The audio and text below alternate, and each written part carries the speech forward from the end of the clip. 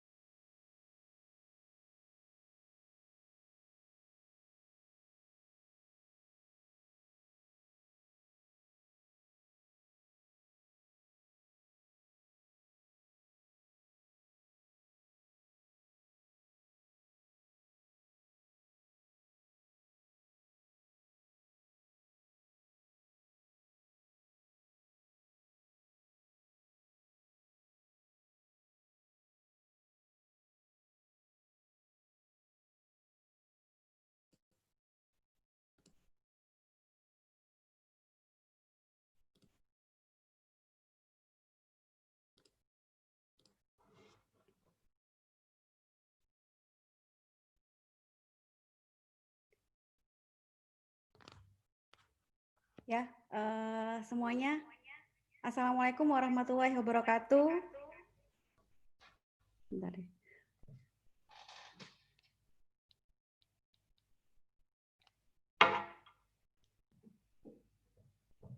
Ya, alhamdulillah ya. Di pagi dini hari ini kita berkumpul kembali dan sudah berapa ini? 1000 ya, Masya Allah.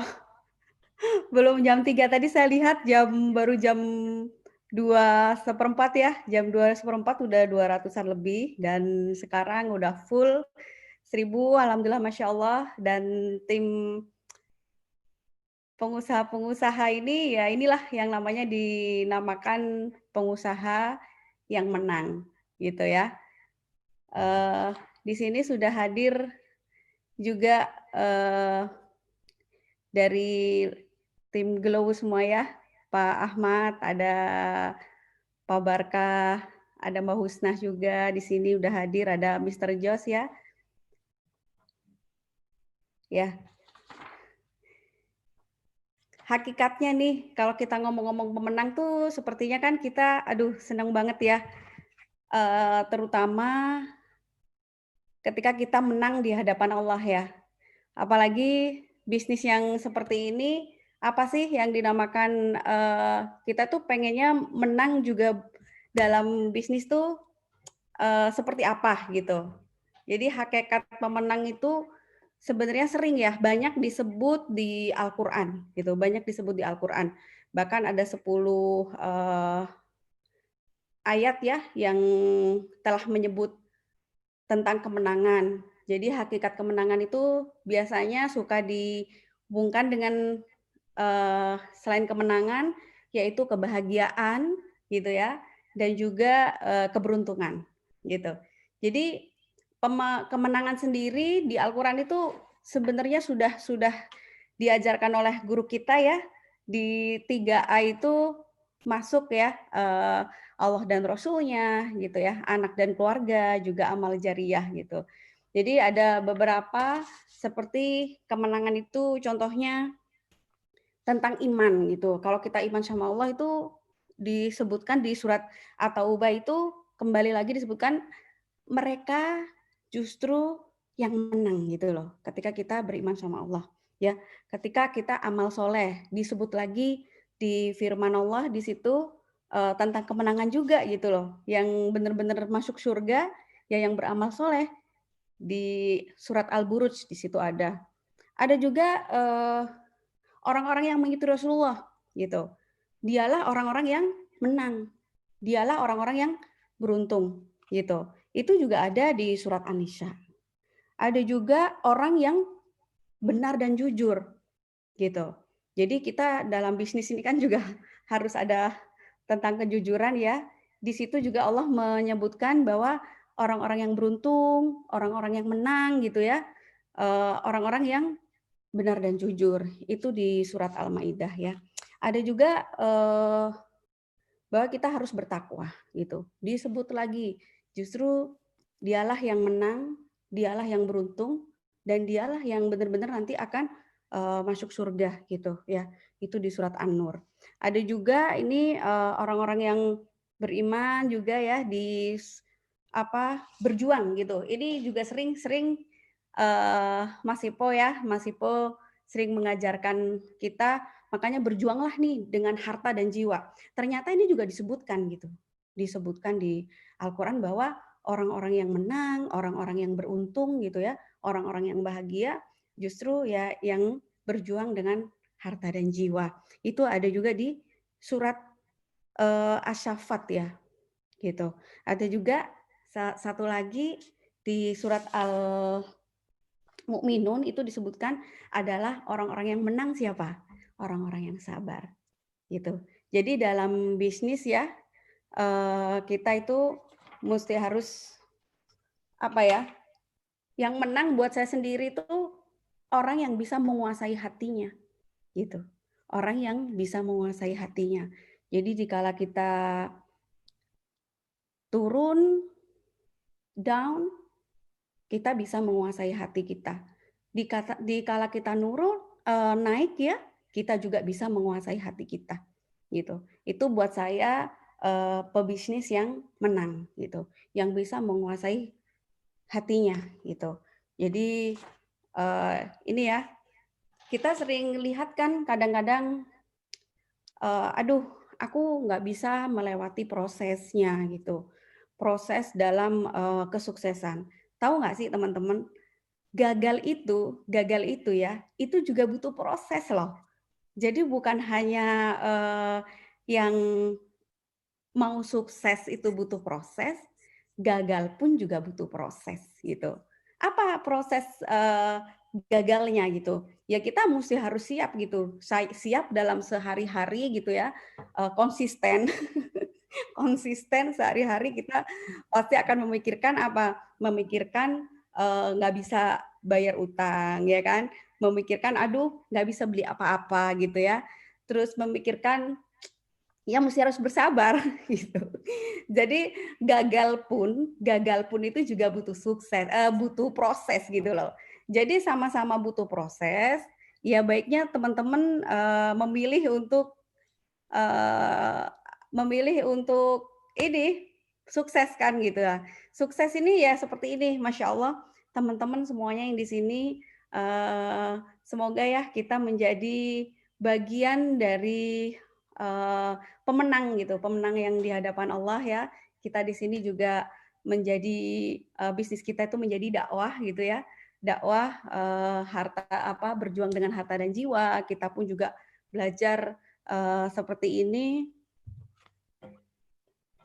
juga, sebagian dari ciri-ciri pebisnis pemenang ya, gitu.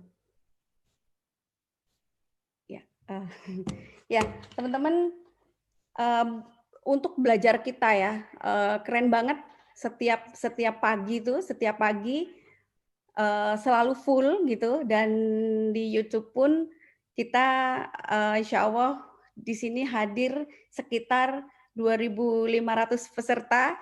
Yeay, keren banget gitu ya. Terima kasih teman-teman untuk semangatnya ya yang datang, sudah bersiap-siap gitu, insya Allah semua juga berbalas dan pasti kita menjadi salah satu dari bangsa pemenang.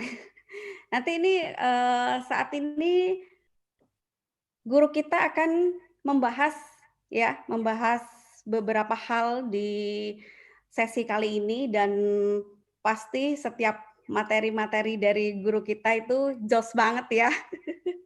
Mister Jos disebut. Mantap banget ya gitu, karena materinya itu selalu nendang buat kita gitu. Kalau ada materi-materi yang baru suka suka penasaran ini pasti keren lagi nih materinya, apa ya gitu ya, kan selalu kayak gitu. Dari judulnya aja, ih bangsa pemenang gitu kan keren banget gitu loh, seolah-olah, aku tuh belum tahu isinya gitu loh, belum tahu isinya gitu. Ketika kita, dengerin, ih bangsa pemenang, udah kepengen gitu, kepengen kita aku kepengen menjadi bagian dari orang-orang menang gitu, karena orang menang itu ya banyak diharapkan ya gitu. Nah, kembali lagi, kepada, eee, ini ya yang bangsa pemenang tadi ya, tadi saya sudah jelaskan beberapa hal yang disebutkan oleh Al-Qur'an ya, hakikatnya kemenangan itu banyak hal yang sudah kita lakukan ya, sudah kita lakukan dan insya Allah di kedepannya kita menjadi pembisnis yang benar-benar memang berjuang gitu, berjuang dengan harta dan jiwa. Jadi itu salah satu, kita menuju kemenangan gitu. Dan bersabar juga gitu ketika mengalami ya kadang-kadang kan pebisnis tuh suka naik turun, bukan hanya naik turun, apa ya, tingkat mungkin teman-teman pada sudah merasakan gitu, aduh ketika yang memang kemarin sudah 1.000 botol ya, 2.000 botol gitu ya, kadang-kadang, mengalami penurunan itu ya tetap sabar sabar dan ikhtiar gitu. Karena kan apa yang kita lakukan itu sebagian menjadi dakwah gitu ya. Ketika kita naik pun ya kita mesti harus bisa menguasai hati gitu, yang seperti yang saya bilang, bahwa pebisnis yang sukses itu pebisnis yang menang ya, pengusaha yang menang itu yang bisa menguasai hatinya gitu. Jadi mau naik mau turun kita bisa menguasai hati kita gitu. Ketika ada ini mungkin ya yang pemula Ya. gitu ataupun Assalamualaikum. oh iya, waalaikumsalam warahmatullahi wabarakatuh ya. Ini guru kita sudah hadir dan teman-teman kosongkan dulu gelasnya ya supaya kita menerima ilmu di hari ini kita bisa action kan gitu ya. Silahkan kepada Mengatur audio audio. Oh, semua. ya kami Ya. persilakan Mas Ipo. Oke, saya mau cek suara dulu ya. Assalamualaikum warahmatullahi wabarakatuh. Waalaikumsalam. Ya, teman-teman, kalau mendengar suara saya dengan jelas, ya, boleh gerakkan tangannya, boleh sebentar semua yang mendengar suara saya dengan jelas. Woi, ini ahli surga semua nih, masya Allah. Pasukan langit benar-benar lah. Ya, coba orang mana yang nggak bangga coba ya? Orang mana yang nggak bangga punya mitra ya, punya tim ya, spiritnya seperti ini, ya, spiritnya seperti ini. Ketika yang lain itu masih susah menggerakkan kelopak matanya, kita udah bangun. Kita udah duduk tenang-tenang ya, ngikutin materi beneran. Ya. Nah, sebagian lagi baru bangun jam 5. Ya nggak salah, bukannya salah. Ya kan? Masih ada subuh gitu kan, masih bisa subuh kan. Dia bangun jam 5 gitu. Ya. Dan kadang-kadang habis itu tidur lagi. Nah, ini kita ya alhamdulillah ya jam 3 kurang. Tadi saya cek tuh jam 2.40 ya, 2.40 itu Zoom udah penuh. Ya, akhirnya meluber ke YouTube gitu ya, alhamdulillah. Jam 2:15 juga tadi udah 200-an yang masuk, alhamdulillah. Ini ya makanya saya bilang ini adalah insya Allah entrepreneur langit beneran ya, pasukan langit beneran ya. Jadi insya Allah dengan spirit seperti ini makanya saya pede ya. Makanya tadi berapa minggu yang lalu saya pernah ngomong ya, kita insya Allah bikin satu project di luar negeri ya. Nah itu Weker ini anak saya, dia mau ikut ya saya itu. Jadi kita mau bikin project insya Allah di luar negeri ya, insya Allah menjadi syiar untuk dunia gitu ya. Dan itu ya saya berani ide itu tercetus ya. Kok bisa tercetus? Ya gara-gara itu setelah acara seperti ini saya bilang wah ini orang nggak sembarangan ini ya. Ini mitra-mitra nggak sembarangan ini. Jadi gara-gara ada acara seperti ini, jadi PD saya juga naik alhamdulillah. Dan saya juga untuk target bagaimana orang-orang akhir menjadi keluarga besar BP itu juga sekarang nih insya Allah saya berani tingkatkan ya. Hari ini kita mencanangkan ya misi dari BP insya Allah 3 juta orang Indonesia ya jadi mitra BP ya, jadi keluarga besar BP 3 juta orang insya Allah. Jadi kalau kita jalan kemanapun tuh ada mitra BP ya, mitra BP ya, mitra BP ya. Minimal kalau dia konsumsi udah 3 ya, berarti kan dia sudah jadi mitra BP gitu ya. Daripada minum suplemen lain nggak jelas gitu kan, atau pakai kalung-kalung apa gitu kemarin tuh yang nggak jelas itu kan, udah nggak pakai BP aja udah. Dan BP ini singkatan bangsa pemenang, ya, umat pemenang. Ya kita mulai materi ya, ini udah jam 3, kita mulai materinya. Jadi ya, ini kan judulnya bangsa pemenang, umat pemenang. Jadi orang Islam itu hadir ya, bukan sebagai penggembira, bukan sebagai pelengkap, enggak. Gitu. Bahkan ayatnya berkali-kali bilang apa? Bumi ini itu hendaknya dipusakai oleh siapa? Orang-orang beriman. Jadi kalau bahasa kita tuh ya, kayaknya Allah tuh nggak rela ya lihat bumi itu dikelola sama yang lain. Allah hanya pengen tuh ya, bumi ini termasuk migasnya, emasnya, hutan-hutannya, sawah ladangnya, laut-lautnya dikelola sama orang beriman. Ya. Walaupun yang lain berhak dapat di sana, tapi orang beriman nih yang ngatur semua. Ya, istilahnya itu mentadbir istilahnya itu. Ya, mentadbir semuanya itu. Itu yang Allah mau dan itu ayatnya ada di Al-Qur'an dan bukan satu. Ya, bukan satu. Ya. Saya baru sadar kalimat ini ya ketika disampaikan oleh Pak Aris Mufti. Padahal kita udah dengar nih ya terjemahnya ayatnya kita udah sering dengar gitu ya. Tapi ketika Dr. Aris Mufti menyampaikan ke saya, ketika beliau menyampaikan di buku saya ya, buku ngasih pengantar di buku saya, bikin saya ngeh gitu. ya kan? Beliau adalah salah satu penasehat di masyarakat ekonomi syariah, ya, guru saya dan guru kita semua, ya, seorang doktor gitu.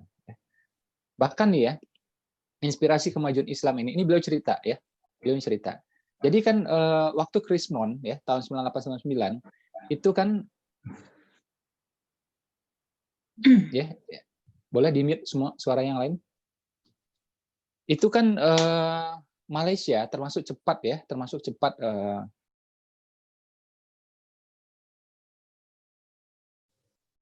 ini akhirnya menginspirasi Korea gitu. Jadi Korea tahu data itu. Korea juga termasuk cepat keluar gitu. Jadi sesama mereka yang cepat keluar dari krisis itu, mereka saling belajar, saling belajar. Nah, Korea waktu itu, ini cerita ini ya Pak Aris Mufti gitu ya, Dokter Aris Mufti. Korea waktu itu akhirnya mereka saling belajar, akhirnya Korea juga belajar ke Malaysia ya. Nah, ketika belajar di Malaysia, ya belajar di Malaysia, akhirnya mereka tahu bahwa memang Malaysia ini digerakkan ya ada spirit Islamnya itu ada gitu. Ya, walaupun jumlah orang Islamnya tidak sebanyak di Indonesia gitu. Tapi spirit Islamnya itu ada. Dan mereka akhirnya kenal tentang sejarah Nabi Muhammad. Bagaimana Nabi Muhammad itu ya ketika Mekah sudah sesak gitu ya, sudah sesak dengan macam-macam paham dan susah untuk dibentuk, akhirnya Nabi itu flanking ya, kalau bahasa strateginya flanking ya, melambung keluar pergi ke Madinah ya, bikin strategi baru ya, membentuk orang-orang yang mau dibentuk gitu. Ya, ini nggak bisa dibentuk nih, sulit nih. Rata-rata nggak mau dibentuk gitu. Ya, orang Mekah itu kan hari-hari udah ketemu Nabi, ya, itu nggak percaya rata-rata. Sementara orang Madinah rata-rata itu nggak pernah ketemu Nabi, segelintir yang pernah ketemu. Ya, itu pernah dihitung sama orang ya, ternyata sedikit sekali yang pernah ketemu. Nah, Nabi ke sini, jadi mulai peradaban dari samping gitu, ilmu flanking ini. Nah, Korea kemudian menerapkan itu, ya. Jadi ya tentu banyak strategi ya yang mereka ambil gitu ya. Salah satunya menerapkan itu. Ya, jadi mereka menanamkan ya. Jadi gini, di kota-kota ini ya, masyarakat kota ini sebagian udah susah dibentuk. Mereka udah punya pemahaman sendiri gitu. Akhirnya etos kerja yang sungguh-sungguh itu, kemandirian itu ya, mengubah dari zero menjadi sesuatu itu dimulai dari daerah-daerah. Itu yang mereka lakukan. Dan itu terinspirasi ketika mereka berada di Malaysia dan mereka tahu cerita tentang Nabi Muhammad waktu itu. Ya. Nah, akhirnya Korea dulu udah bagus Korea, tapi sekarang kita lihat sendiri bagaimana hebatnya Korea. Ya, hanya 2 merek ya, hanya 2 merek. Itu ratusan merek Jepang ditempeleng sama dia. Ya, 2 merek dari Korea ya menempeleng ya ratusan merek dari Jepang. Apa itu? Yaitu Samsung dengan LG. Sekarang kita nggak ada lagi lihat tuh ya merek-merek Jepang yang misalnya di apa ya, di laptop ya Fujitsu gitu ya, Panasonic dan semuanya. Kita jarang lagi lihat ya. Yang jadi raja sekarang yaitu 2 itu, Samsung sama LG itu. Ya. Bahkan satu-satunya handphone yang berani head to head sama iPhone. Hanya itu tuh Samsung tuh. Yang lain nggak berani head to head. Yang lain cuma ambil pasar bawah semuanya. Ya. Nah, jadi kita ini sebenarnya ya, yang Allah mau tuh kita tuh kayak gitu tuh. Kita yang jadi Koreanya, kita yang jadi Jepangnya, jadi Jermannya dan seterusnya. Ya. Nah, ini ada satu fakta menarik disampaikan oleh Profesor Osman Bakar ya. Jadi ini penelitian ya. Beliau menyampaikan bahwa Amerika itu adalah Mekah kedua. Saya begitu baca juga otak saya nggak bisa terima bagaimana mungkin Amerika bisa jadi Mekah kedua gitu. Dan Mekah nggak ada tandingnya udah. Ya. Tapi naluri akademis saya juga keluar. Ya, saya suka dengan research ya, hari-hari saya baca sampai sekarang saya tuh bacanya itu riset gitu. Sampai sekarang. Tadi malam juga saya baca riset. Ya, jadi kalau artikel biasa bagi saya tuh kadang-kadang belum ini ya, belum memuaskan logika saya gitu. Begitu baca riset oke. Ya, masih oke gitu ya. Jadi kalau di kepala saya tuh ayat, hadis, riset, udah itu aja. Ya, kalau yang lain-lain itu cuma pelengkap aja lah gitu. Ya. Nah, saya baca gitu ya, saya baca. Jadi saya coba berpikir terbuka. Jadi yang disampaikan beliau itu adalah kenapa Amerika disebut sebagai Mekah kedua? Karena Mekah itu dulu juga beragam. Orang datang ke sana semua ya. Karena Ka'bah itu fenomena Ka'bah itu kan sudah ada sejak dulu. Ya kan? Jadi walaupun ya orangnya ngawur, nyembah berhala gitu ya, tapi mereka datang ke sana untuk apa? Perniagaan dan ibadah. Itu sudah ada sejak dulu gitu. Ya. Nah, sama juga Mekah ya, itu kan orang datang tuh ke sana. Kalau Amerika juga orang datang, walaupun tujuannya adalah untuk perniagaan saja gitu. Ya, tapi menariknya yang beliau sampaikan itu ya, Profesor Osman Bakar tadi adalah pertumbuhan orang Islam di Amerika. Ya, saya udah sering banget nih sampaikan ini ya, bagaimana pertumbuhan di sana itu luar biasa pesatnya. Ya, luar biasa pesatnya. Makanya teman-teman kalau di Amerika cari makanan halal itu nggak susah. Saya udah coba tuh di Los Angeles, di New York, ya di Washington, itu nggak susah. Ya itu di mana-mana tuh ada gitu. Bahkan kalau kita naik taksi, kemungkinan besar drivernya pasti Muslim. Biasanya dari IPB, ya IPB bukan Bogor, bukan India, Pakistan, Bangladesh, IPB rata-rata itu. Ya, nah itu selalu tuh ya kasusnya kalau saya naik taksi di sana, ya itu kadang-kadang didiskon sama dia, ya karena dia tahu begitu saya lihat oh ini gayanya Muslim ya, lihat namanya Muslim juga langsung Assalamualaikum gitu, ya. Nah itu dan ininya juga ya akhirnya kadang-kadang saya dikasih diskon sama dia atau sebaliknya saya lebihin duit juga untuk dia gitu ya. Jadi selalu seperti itu ya. Bahkan di London juga yang saya lihat seperti itu ya, banyak driver itu yang Muslim gitu. Ya, jadi yang pengen disampaikan dari fenomena tadi adalah bagaimana pertumbuhan ya orang Islam di sana, ya orang Islam di sana di Amerika. Dan fenomena ini merebak ya sampai ke Inggris juga, ke Eropa juga. Ya kita udah tahu lah datanya ini, ya. Sampai kalau di Inggris itu ya nama nomor 1 ya anak laki-laki itu adalah siapa? Muhammad kan. Kalau di Amerika udah masuk Muhammad itu masuk 10 besar. Tapi kalau di Inggris udah 2 tahun berturut ini Muhammad nomor 1 gitu. Ya jadi orang Islamnya udah nggak takut lagi kasih nama anak itu Muhammad gitu, ya kan? Dan orang Islam kita ini ya kan taunya tunggal gitu ya, Muhammad ya Muhammad semua. Kalau mereka kan terpecah-pecah gitu kan, makanya kalah dari segi nama gitu. Nah jadi satu sisi kita senang, kita lega bahwa penganutnya ya itu bertambah di negara-negara maju. Ya tapi hati-hati bertambah belum tentu itu baik dari segi strategi, belum tentu. Kita lagi perang ya atau datang pasukan tapi datang pasukan yang banyak nggak bisa diatur, wah kacau jadinya, chaos jadinya ya. Jadi banyak itu bagus secara umum, yes ya, secara umum yes seperti itu, tapi belum tentu juga kalau orangnya nggak bisa diatur yang ada masalah jadinya ya. Kebayang orang datang ke rumah kita gitu ya, atau orang datanglah ke ruang seminar kita gitu ya, tapi orang-orang nggak mau diatur, oh repot malah seminar, mending nggak usah seminar jadinya kan gitu. Nah, tapi di sisi lain, ya ini kan pertumbuhan umat Islam. Tapi di sisi lain, ekonomi orang Islam itu nggak bertumbuh, ya, nggak ada kemajuan signifikan, ya. Data per hari ini yang saya lihat ya negara-negara kaya, 7 negara Islam yang kaya. Negara Islam artinya ya yang saya sebut di sini adalah yang penduduknya mayoritas Islam, gitu, ya. Nah, jadi seperti ini 7 terkaya ya, seperti ini data yang saya baca, Qatar, Uni Emirat Arab, ya, Kuwait, Brunei, Bahrain, Oman, Arab Saudi, ya, 7 terkaya itu tidak ada yang kaya karena SDM-nya. SDM itu manusianya, bukan. Ya, jadi nggak ada yang karena itu nggak ada. Semuanya kaya, 7 ini gara-gara apa? Karena SDA-nya, karena alamnya, punya migas, punya emas, ya, dan sejenisnya. Ya. Ini kan artinya apa? Ya dia kaya itu karena given, diberi gitu. Bukan karena ikhtiarnya. Beda sama Jepang, beda sama Korea kan. Mereka kaya itu karena mereka ikhtiarkan gitu. Ya. Jadi kita kalau lihat data ini kita kalah telak gitu. Ya. Bahkan saya cek lagi di JD ya, Global Entrepreneurship Index gitu ya. Itu negara-negara Islam juga kalah entrepreneurship-nya. Ya, bahkan 2 yang tertinggi itu adalah Qatar dan UAE ya. Uni Emirat Arab gitu ya kalau bahasa Indonesianya. 2 yang tertinggi itu, tapi itu mohon maaf ya masih kalah sama Israel. Ya, masih kalah sama Israel. Ya, ini fakta, ini data, ya. Nah, kalau kita bilang SDM yang agak oke ya mungkin Turki masih oke, masih bisa, ya.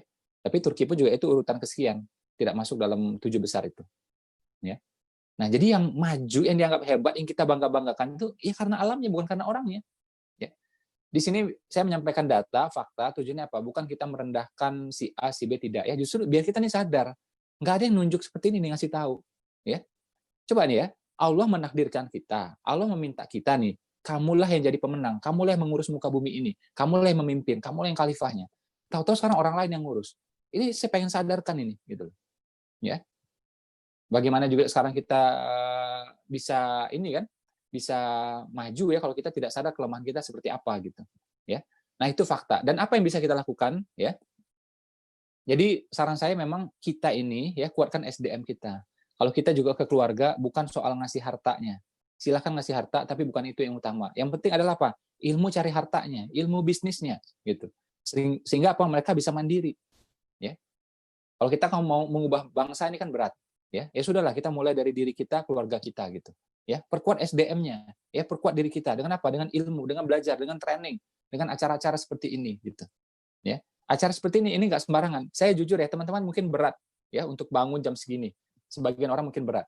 Saya itu lebih berat lagi. Bukan soal bangun ya, saya biasa bangun jam segini udah biasa insya Allah. Ya, saya biasa bangun tuh 3:30 lah. Ya, tapi karena ada acara ya bangunnya lebih awal lagi. Ya, yang bikin berat adalah apa? Harus nyiapin materi. Materinya harus baru, ya kan? Materinya harus baru. Ya, dan makanya itu setiap acara kayak gini ya, selalu tuh jam 1 saya kebangun, jam 11 saya kebangun. Ya, jadi kayak was-was gitu loh. Ya, kayak gimana nih ya? Gimana ya? Ya, jadi kalau teman-teman ikhtiar untuk hadir di sini, saya juga ikhtiar juga ini ya. Dan lumayan gitu bagi saya. Nah, ini ada kisah dari Adi Warman Karim ya. Beliau ini ya, Bapak Adi Warman Karim, ini juga Masya Allah ya, ini guru kita ya. Beliau salah satu pakar ekonomi syariah di Indonesia. Ya, ilmunya Masya Allah ya, ilmunya Masya Allah. Makanya teman-teman kalau belajar nanti ekonomi syariah itu pasti nanti ujung-ujungnya ketemu ya nama Syafi Antonio ya, satu lagi Adi Warman Karim ya. Ini jagoan dua-duanya ya, dan alhamdulillah saya bangga banget ya bisa berguru sama beliau. Nah, suatu hari Pak Adi Warman Karim cerita kan, menceritakan tentang sahabat. Jadi sahabat ini curhat sama Nabi, ya.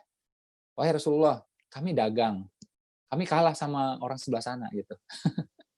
Mereka lebih maju ya Rasulullah. Gitu. Kalian dagangnya gimana? Ini kan riwayatnya panjang lah ya, disingkat aja gitu. Kalian dagangnya gimana? Jadi ya gini Rasulullah, kami itu kalau jualnya 12 ya, kalau kami ngomong 12 unit, ya 12 unit beneran. Kalau di sebelah sana katanya 12 unit, tapi mungkin ngasihnya 11 gitu, atau dicampur gitu, ya. Jadi kami tidak ada mengurangi timbangan, tidak ada mengurangi jumlah gitu, tidak ada mengurangi mutu. Kalau ada yang nggak baik, kami bilang yang nggak baik. Gitu. Nah, tadi gimana kata Rasulullah kan? Iya, kalau si customer minta 12, kami kasih 12 gitu. Kata Nabi apa? Ya, begituin sama Nabi. Ya, jadi kalau orang minta 12 gitu, ya kita kasih juga 12, kurang. Kata Nabi, enggak gitu. Kalau orang minta 12, kasih lebih. Ya, kasih lebih. Ya. Oh gitu ya? Iya. Oh, kurangi nggak boleh. Itu salah. Yang ngurangi itu, orang sebelah sana yang ngurangi itu salah. Nah, kita ini nggak cukup ya, segitu, harus lebih gitu. Nah, dalam marketing ini namanya, kita sebut mungkin value added. Tapi mungkin dalam kehidupan sehari-hari juga kita bisa lakukan ini ya. Saya ingat banget ya guru properti saya di Batam pernah bilang ya, orang minta selusin kasih 13. Orang pasti nggak akan lupa sama kamu. Ya, beliau Chinese, non Muslim ya. Tapi ilmunya sampai sekarang saya ingat ya. Beliau sampaikan seperti itu. Orang minta selusin, kamu kasih 13. Orang pasti ingat sama kamu. Tapi kalau orang minta selusin, ya, customer minta selusin, kamu kasih selusin, ya biasa, kamu ya akan dilupakan sama yang lain. Karena yang lain juga seperti itu gitu. Ya. Oh, itu saya ingat. Nah, ini namanya yang kalau teman-teman ingat ya, waktu training sebelumnya, ya, jadi benefit yang kita berikan itu harus lebih besar daripada profit yang kita dapatkan. Ya. Atau kita mau lebihkan barang juga boleh ya. Customer minta 10, kita kasih 11 juga nggak apa-apa. Dia minta 11 kita kasih 12. Dia minta 12 kita kasih 13, nggak apa-apa. Ya, jadi dilebihkan. Ya. Nah, ini bikin orang nggak akan lupa sama kita. Ya, ini strategi bersaing ya yang menang gitu. Biar menang gitu. Ada lagi ya beberapa orang curhat ke saya ya, juga dia ngutip beberapa cerita gitu ya, ada yang mitra saya, ada juga orang di luar sana. Kita ini udah soleh-soleh tapi nggak kaya-kaya gitu. Ya. Jadi kasusnya kayak sahabat tadi itu ya yang lapor sama Nabi gitu kan. Kan itu intinya mereka ceritakan orang sebelah sana itu dagangnya curang gitu. Kami dagangnya jujur, 12 ya 12, 10 ya 10 gitu. Kok kami kalah gitu ya Rasulullah gitu kan. Nah, kata Nabi ya lebihkan gitu ya. Jadi pas-pas aja nggak cukup gitu. Ya dilebihkan ini bisa jadi servis, bisa jadi jumlah ya atau yang lain-lainnya gitu. Nah, ada juga orang yang cerita ke saya, tanya ke saya ya, sebagian juga mitra gitu ya. Kita ini udah soleh-soleh tapi kok kalah gitu ya. Makanya kayak teman-teman di sini gitu kan, rata-rata udah rutin sholat duha gitu kan, rata-rata sudah rutin sholat tahajud. Saya bilang tuh hati-hati, tanda petik gitu. Kalian sudah duha, sudah tahajud, yang sampai kalah sama yang lain. Yang lain nggak pakai duha loh, yang lain nggak pakai tahajud loh. Ya kan? Jadi kalau kalian kalah bersaing tuh aneh itu ya kan. Kalian sudah pakai tahajud, udah pakai duha, kok bisa kalah gitu. Nah, tentu untuk apa ya, menang ini dimensinya luas sekali ya. Kita soleh itu udah bagus ya, itu nggak ada masalah sama sekali gitu ya. saya pengen tunjukkan satu hal kayak gini ya, kayak tadi ya, negara-negara Islam yang kalah lah gitu dari segi persaingan. Ya kan, bagaimanapun kita tahu sekarang peradaban ini memang dijalankan ya, dikendalikan oleh Amerika dan Eropa sekarang ini ya. Kita suka nggak suka itu terjadi gitu. Ya.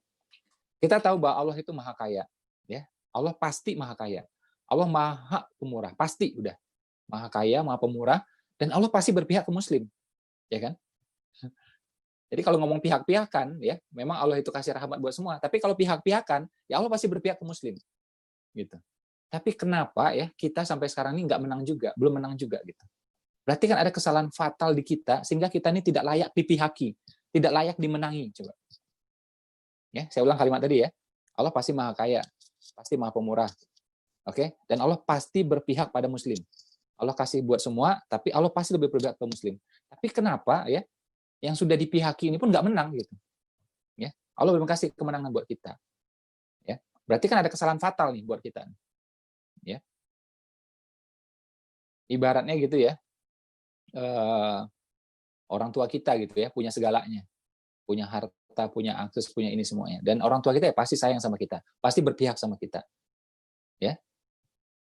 Dan ayah kita ini, orang tua kita ini udah berusaha nolong kita, tapi kita nggak maju-maju juga. Berarti kan ada kesalahan yang fatal sama kita ini. Sehingga kita kalah bersaing sama yang lain. Ya. Nah, jadi sebagian saya sudah pernah bahas ya, bahwa sebagian kita ini punya mindset yang keliru terhadap kekayaan.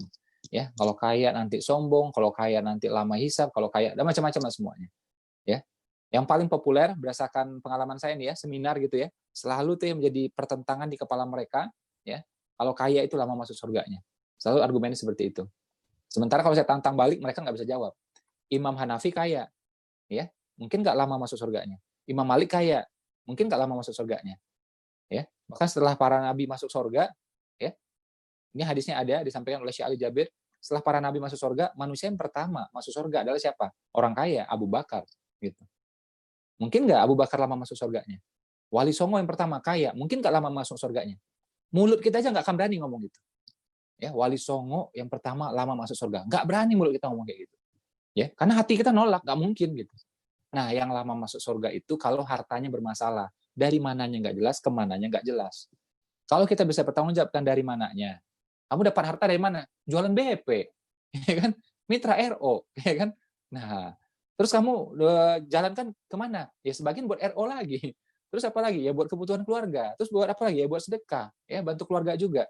Nah, kita bisa pertanggungjawabkan dari mana ke mananya. Dan ketika punya, tidak sombong, tidak takabur. Insya Allah aman, nggak apa-apa.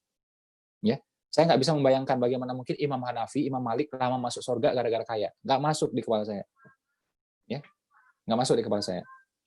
Ya, nah itu. Jadi pertama salah mindset ya terhadap kekayaan. Kedua yaitu tidak itkon, ya kurang itkon. Ya kemarin saya seminar panjang lebar ya, setengah jam lebih saya bahas tentang itkon. Itkon ini budaya Islam, budaya kita kan. Teliti, hati-hati, sepenuh hati, bermutu tinggi, sulit disaingi. Ya, ini budaya orang Islam. Kita sering dengar kata ikhlas gitu. Padahal kata ikhlas ini ya bareng itu sama itkon mestinya. Cuma ikhlas ini populer, ihsan populer, ya. Ini enggak gitu. Padahal sama ini sama gitu. Harusnya ya sama populernya gitu. Ya, kemarin ya saya bilang itu bahwa bagaimana bumi ini diciptakan jutaan tahun, semesta miliaran tahun. Nah, coba saya tanya balik kan, nih. Bumi diciptakan Allah jutaan tahun, gitu. Ya dari uap panas ya sampai akhirnya menggumpal gitu ya. Kemudian makin padat ya. Ada cair juga sebagian sampai padat beneran. Akhirnya dari panas jadi dingin, muncul tumbuh-tumbuhan, ya, muncul lagi hewan-hewan dan seterusnya. Nah, itu jutaan tahun. Semesta miliaran tahun. Ya, dari macam-macam teori ya. Salah satunya yang paling populer adalah teori Big Bang ya, dari nggak ada atau dentuman besar gitu, ya. Terus dia expanding universe ya, semesta makin luas gitu. Sekarang saya mau tanya, bumi jutaan tahun, semesta miliaran tahun. Bisa nggak Allah percepat ya itu semua ya diciptakan dalam waktu 1 tahun aja? Bisa nggak kira-kira? Coba saya tanya. Yang bilang bisa, coba ngangguk. Coba ngangguk. Bisa nggak? Yang bilang nggak bisa, coba geleng. Kalau bingung, ya sudah kepalanya ajib-ajib aja gini ya. Kalau bingung. Bisa nggak ya semua itu yang namanya jutaan tahun, yang namanya miliaran tahun, itu Allah ringkas ya jadi 1 tahun aja penciptaan. Bisa, 1 hari bisa, 1 detik bisa, lebih cepat dari 1 detik pun bisa. Tapi kenapa Allah biarkan itu sampai jutaan tahun, miliaran tahun? Ada 2. Pertama ya, Allah pengen tunjukkan ini masterpiece-nya aku ini, ya. Ini karya, gitu. Dan aku bikinnya nggak sembarangan, ya. Nah, kalian kalau mau bikin karya juga jangan sembarangan. Terus apa? Allah pengen tunjukkan hukum proses, walaupun ya Allah nggak perlu pakai proses kan, gitu. Ya. Nah, seperti ini nih. Jadi kalian itu ya harus siap berproses. Ya, persembahkan yang terbaik. Itkon, teliti, hati-hati, sepenuh hati, bermutu tinggi, sulit disaingi. Ya. Dan Allah itu punya sifat seperti apa? Maha gagah, maha perkasa, maha kaya, maha pemurah. Ya, nggak ada yang maha sedang-sedang aja. Nggak ada. Maha ala kadar yang nggak ada. Ciptaan Allah tuh nggak ada yang ala kadarnya, nggak ada. Semuanya wow, semuanya masterpiece gitu. Ya. Nah, kita nih ya, masterpiece ini, itkon ini kita tuangkan pada apa? Ya. Kita tuangkan pada apa? Ketika pelayanan, produk insya Allah udah bagus. Ya. Ketika pelayanan, ketika apa? Pelayanan maksudnya ya, melayani customer gitu ya. Terus juga ketika pembinaan ke mitra, oke? Ya sama ini kayak kita duduk seminar gini ya. Itu saya lihat acara orang lain, ya kalau duduk seminar kayak gini belum tentu rapi kayak kita. Belum tentu rapi kayak kita, ya. Kita duduk beneran, nggak ada sambil baring-baring, nggak ada, nggak boleh. Ya. Nuntut ilmu soalnya. Ya, apalagi kalau bukan sahur ya, biasanya kita nggak ada sambil makan sambil minum, kita nggak ada gitu. Alhamdulillah. Ya. Nah, ini kan mahal sekali. Nah, jadi ikon ya, pada apa? Melayani customer ya, membina mitra ya, teliti, hati-hati, sepenuh hati, bermutu tinggi, sulit disaingi. Ya. Kalau teman-teman misalnya lihat nih saya misalnya galak gitu ya, itu kalau sama mentor-mentor saya lebih galak lagi gitu. Ya. Coba kalau mereka tuh salah gitu. Saya bilang nggak usah minta maaf. Ya. Orang barat itu kalau bikin event saya bilang ya, itu nggak ada minta maaf. Ya. Nggak ada minta maaf. Bukan berarti minta maaf salah, bukan ya, ini kan adab bagus saja. Tapi maksudnya gini loh, oh aduh, maaf ya tadi lampunya nggak nyala, aduh maaf ya ini, gitu. Kalau acara, aduh maaf ya tadi sound system nggak beres. Ya kalau acara juga, aduh maaf ya tadi streamingnya nggak jalan. Dipersiapkan dengan sungguh-sungguh sehingga kita tidak perlu minta maaf. Gitu. Jangan maaf yang dibanyakin, karena event kalau udah berlalu ya udah nggak bisa diapa-apain gitu. Ya momentum udah lewat kan, gitu. Nah tentu acara nggak sempurna, pasti ada kurangnya. Ya silakan aja minta maaf. Tapi filosofi yang barat tadi, awal tadi ya, artinya apa? Ya kita bikin acara sebagus mungkin sehingga nggak perlu minta maaf udah. Selesai udah, selesai. Terima kasih, selesai. Ya. Nah, ini budayanya kita ya. Minimal ya kita kalau mengubah Indonesia kan berat. Ya sudahlah. Kita mulai dari keluarga kita ya. Kita mulai dari komunitas kita. Teliti, hati-hati, sepenuh hati, bermutu tinggi, sulit disaingi. Ya. Coba diulang. Saya pengen dengar nih. Apa coba? Ada 5 tadi. 1, 2. Udah gerak-gerakin aja mulutnya. Pura-pura paham aja gitu loh. Ya, 3, 4. Oke, teliti, hati-hati, sepenuh hati, bermutu tinggi, sulit disaingi. Anak saya yang Fatimah udah paham tuh kayak gituan ya. Fatimah, irkon apa? Oh, udah ngerti tuh dia biasanya tuh ya. Jangan sampai kalah tuh sama Fatimah ya yang masih SD. Jadi memang kita perlu ilmu ya. Tadi kita di bagian awal udah sampaikan ya bahwa SDM ya artinya ilmu, kemudian juga bagaimana tadi sahabat kalah bersaing itu juga ya perlu pakai ilmu, pakai strategi gitu ya. Nggak bisa niat baik aja ya. Tapi yang jelas saya pengen kasih motivasi di awal ya, inspirasi di awal adalah apa? Kita ini memang yang Allah mau, kita ini jadi pemenang. Ya, kita jadi pemenang. Allah tuh nggak rela kita itu di bawah yang lain tuh nggak rela sebenarnya. Ya, kalau bahasa kita nih ya, bahasa saya nih ya, Allah tuh nggak rela gitu. Ya. Kita diingatkan ya, sehari 5 kali minimal. Ayo sholat, ayo menang. Itu suara azan itu. Ya, ayo sholat, ayo menang. Nggak boleh kamu tuh jadi orang biasa-biasa aja, sekedar aja pelengkap aja, penggembira aja, nggak boleh. Jadi pemenangnya, kamu jadi pentadbir, ya mengatur yang lainnya gitu. Ya. Terus apa lagi ya? Coba kita lihat ya. Ini unik ya. Saya tanya sama Ustaz juga, Ustaz pada ketawa ada cerita ini. Jadi menurut saya ya Ustaz ya, Islam itu nggak ada punya syariat ya. Kalau kita jadi orang kalah, nggak ada. Jadi syariat kalah tuh nggak ada. Contoh, bagaimana ya, coba nih ya, teman-teman kan ya banyak yang udah belajar agama juga ya. Bagaimana caranya kalau kita jadi tawanan perang? Gimana caranya coba? Nggak ada. Yang ada kita nawan orang lain. Nah, bagaimana memperlakukan tawanan perang? Kasih makan, kasih minum, kasih dia ruang, ya, jangan sampai dia kelaparan. Penjaga penjara boleh kelaparan, tapi yang di penjara tidak boleh kelaparan. Gitu tuh Islam itu. Ya, jadi orang di penjara dalam Islam itu yang jadi tawanan perang itu harus diperlakukan dengan baik. dapat makan, dapat minum, ya, leluasa bergeraknya, gitu ya, nggak boleh kelaparan, gitu ya. Kan pernah kasusnya tuh, makanan terbatas, akhirnya udah yang kaum muslimin tahan-tahan perut lah, ya dikasih pada tawanan gitu. Jadi yang ada tuh apa? Kita yang berkuasa, kita yang menang, kita melawan yang lain. Ya, nggak pernah ada. Coba tunjukin syariatnya. Bagaimana caranya menjadi tawanan perang? Coba tunjukin. Ada nggak syariatnya dalam Islam? Nggak ada. Yang ada itu apa ya? Kita nawan yang lain, gitu. Yang lain jadi tawanan kita, gitu. Kita yang menang, gitu. Terus ada nggak syariat bagaimana caranya menjadi budak? Gimana coba? Tunjukin mas saya. Ada nggak? Tidak ada. Yang ada apa? Kita membebaskan budak. Ya, kita memerdekakan budak. Ya, nggak ada cara bagaimana menjadi budak, nggak ada. Ya, nah jadi kita ini dirancang untuk menang semua, gitu. Ya,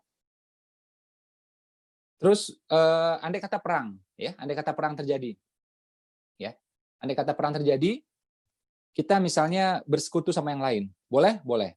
Ya itu beberapa kali peristiwa di Madinah, ya itu Madinah ini kan luas, ada orang Yahudi, ada orang macam-macam yang tinggal di sana, gitu. Ya, itu kita boleh bersekutu sama yang lain juga. Ya, untuk Indonesia juga sama kan, kita sama yang lainnya. Tapi yang jadi panglima tetap harus orang kita. Ya. Jadi nggak ada ceritanya tuh ya, kita dipimpin sama yang lain, nggak bisa. Kita yang mimpin, kita yang mimpin, gitu. Sama juga dalam bernegara, ya kan. Nah kadang-kadang ya kita berinteraksi sama yang lain, ya nggak apa-apa. Mereka juga akhirnya jadi masuk dalam pemerintahan. Tapi namanya pemimpin, ya harus kita juga, gitu. Nggak bisa orang Islam dipimpin sama yang lain, nggak bisa. Ini aturan Islam ya, ini aturan Islam, gitu. Ya, kalau teman-teman buka Al-Qur'an bahasa yang muncul kayak gitu. Nggak ada orang Islam itu cerita diatur, itu nggak ada ceritanya. Orang Islam yang ngatur. Ya. Terus apalagi kita melindungi orang kafir yang baik-baik, kafir zimmi namanya. Wajib dilindungi. Nggak ada syariat yang bunyinya apa? Kita berlindung sama orang yang kafir zimmi, nggak ada. Kita yang melindungi dia. Kita kuat, kita menang, kita lindungi dia. Ya. Jadi harusnya nih ya, orang Islam itu jadinya kayak Amerika sekarang. Ya, tapi Amerika yang syariah gitu ya, bukan Amerika Serikat, Amerika yang syariah gitu ya. Jadi Amerika yang melindungi itu, jadi siapa yang lemah dilindungi, ya siapa yang belum merdeka ya dibela haknya. Nah seperti itu harusnya. Ya. Jadi kalau lihat dari macam-macam sudut ini ya, ini waktu saya bahas sama Ustadz itu Ustadz sampai ketawa itu dengan cerita saya. Tapi emang benar, ya emang benar. Ya nggak ada perintah kita untuk jadi budak atau bagaimana syariat jadi budak, nggak ada. Jadi tawanan perang tidak ada, ya. Atau kita di bawah ini nggak ada, ya. Yang ada apa ya, kita jadi apa ya, yang mengatur tawanan perang, kita yang membebaskan budak, ya, kita juga yang mentadbir negara, ya, kita juga yang jadi panglima dalam perang, ya, kita yang melindungi kafir zimmi, bukan kita minta perlindungan sama kafir zimmi, gitu, ya. Kafir zimmi itu yang baik-baik ya, orang-orang non Muslim yang mau tinggal sama kita baik-baik sama kita, gitu, ya. Nah ini waktu itu ya Pak Khairul Tanjung itu pernah nyentil ulama. Ya, ini gara-gara kalimat ini beliau akhirnya dipanggil sama MUI. Agak ramai waktu itu. Beliau bilang apa? Jadi ekonomi tertinggal ini kan nggak main-main ya. Ini saya ngomong ini sebagian orang bilang saya sara gitu. Padahal ini kan kenyataan depan mata kita gitu. Justru ini ketidakadilan, ya, ini kezaliman yang terjadi di sekitar kita. Ya, coba ya teman-teman lihat ya. Misal ya, bukan misal, ini kenyataan ya. 100 orang terkaya di Indonesia. Siapa mereka? Muslim di Indonesia nih ya, 86%. Statistik, 86%. Jadi kalau 100 orang terkaya, harusnya 86 itu adalah Muslim. Itu baru adil. Itu baru namanya proporsional. Betul Pak? Betul? Yang bilang betul coba ngangguk. Benar nggak? Coba ngangguk. Benar nggak? Ini kita ngomong keadilan nih. Demi Allah ini keadilan saya ngomongnya. Muslim 86%. Jadi kalau 100 orang terkaya, harusnya 86 itu Muslim. Ya. Kalau ada 10 terkaya, harusnya apa? 8 itu Muslim. Tapi nyatanya apa coba? 100 orang terkaya, yang Muslim nggak sampai 10. Aduh, nggak masuk akal saya. Nggak masuk akal saya. 10 orang terkaya, Muslimnya cuma 1. Harusnya 8 kan? Kenapa 1 coba? Ya.